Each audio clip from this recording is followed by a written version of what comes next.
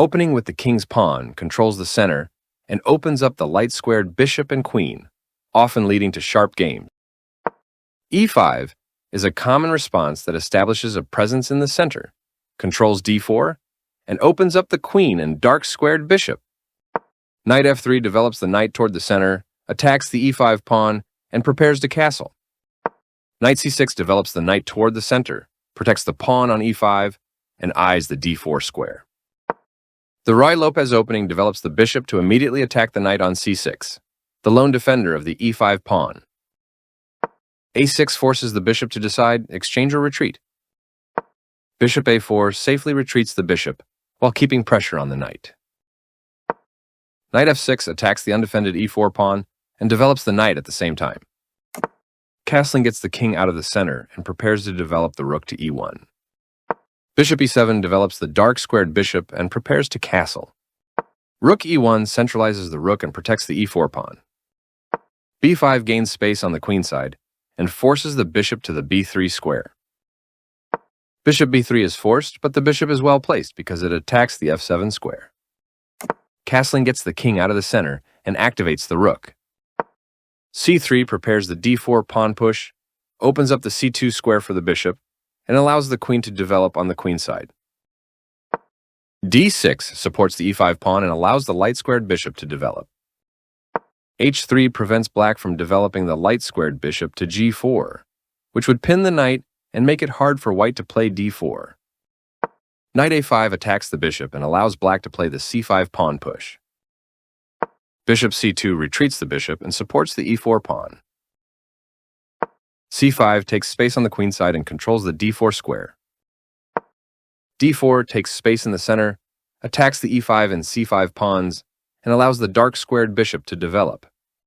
Black develops the bishop and attacks the center. This is a book move, trusted by generations of players. This moves the bishop to a better location, allowing it to control more squares. Nice, definitely the right move. Moving the same piece twice in the opening isn't good for development. Developing the knight and increasing influence in the center. The opening development is progressing well. Yes, this is the way. Black was worse off, but now they are in a losing position. Very good choice. This creates luft for the king, providing it an escape square. With the queen developed, you're building a more robust position.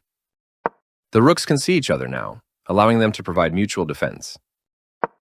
Good job, that's what I would have played too. Right on target. Well done, an excellent move. This misses an opportunity to increase a bishop's scope by moving it to a better square. That was an even swap of material. Recaptures. You attack a knight, winning a tempo when it moves away. This moves the knight to safety. With precise play, you will win a pawn. This misses an opportunity to defend a pawn that was under attack. This is the way to win a queen. This removes a pawn that was threatening to win material. You take back. That's not a mistake, but it's not the best move either. You sacrificed your rook, a stunning move. This move wins a pawn. Recaptures. This is the way to win material. This moves the queen to safety. This is the way to win material. A very strong play.